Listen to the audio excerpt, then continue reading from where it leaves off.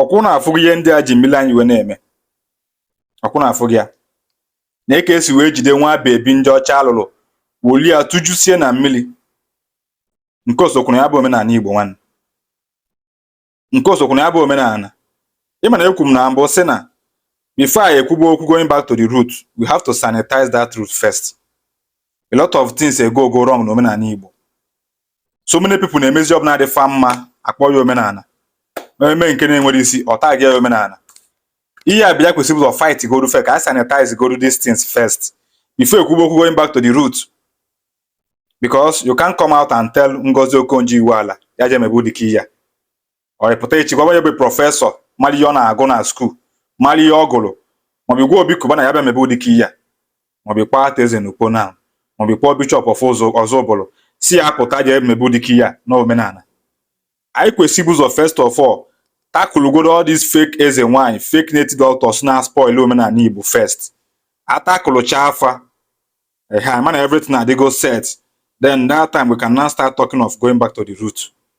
Ọ bụghị ọkịta ọ bụ na aka nwere ezenwanyi ndị dị confused. Ndị ejide mmiri anyị na-emebisi ya. This December, people na village this December. Onwe ndị na-enwezi ike eje na their stream ije egwu mmiri because why? Na-ejidego dị mmiri mebisie all in name of ịchụ aja. Some of our people today na our village this year fe nwezi ike eje na their mmiri ije egwuo mmiri because of na spoil gị with too many ịchụ aja. Ejide our tourist centers na-emebisi. Ona makwa ego ndị ọcha na-emeki from mmiri. Ona makwa ego ndị ọcha na-emeki from mmiri sọnsọ. Mana nke anyị jidezi nke anyị na-emebisi ya. Look at all these things now. Onye meli here today now, I can see that na this person meli here now. Na life ya ka dịkwa n'ọdị. O change be.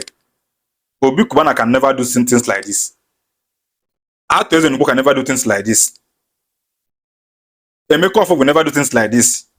Baby Oko can never do things like this. Jogwizada can never do Yedi Ona. So now, my question now, what is the benefit of all these things Dina Mila now? What is the benefit? If this thing cannot make you to become Obi Kubana, if it cannot make you to become Ata Eze n'Ukpo, Mobubulu Jogwizaza, Mobubulu Bishop of Ozubulu, Mobubulu Baby Oko, or Mobubulu Ifeanyi choose, Oblo man make it one of those people. Is it the benefit of all these things? Just now spoil gas our water. Ndocha na ejide nke fa turn na to tourist center. Anyị nwapụta wolu nke maybe see. What can this person do ma ọ bụ na ndị ọcha produce nwa baby a? Ọkwa baby a ọ bụ na mgbe anyị pelu mpe anyị na-eji egwu. Onye meli ya now.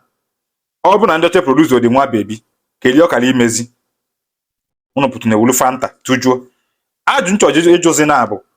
Mgbe na-enwebe nwa baby, mgbe na-enwebe Fanta. Ka ihe ndị a na-eyuzu oge a. Unu na-emecha nọ na asụ ụka na cripple our mindset. Mana question nchọ ejozi gị na abụ onye nke na practice omenala. Why na obi yo produce since?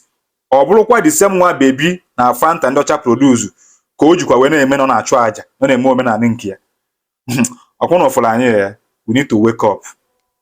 We need to wake up from this confusion. Dalụkwan.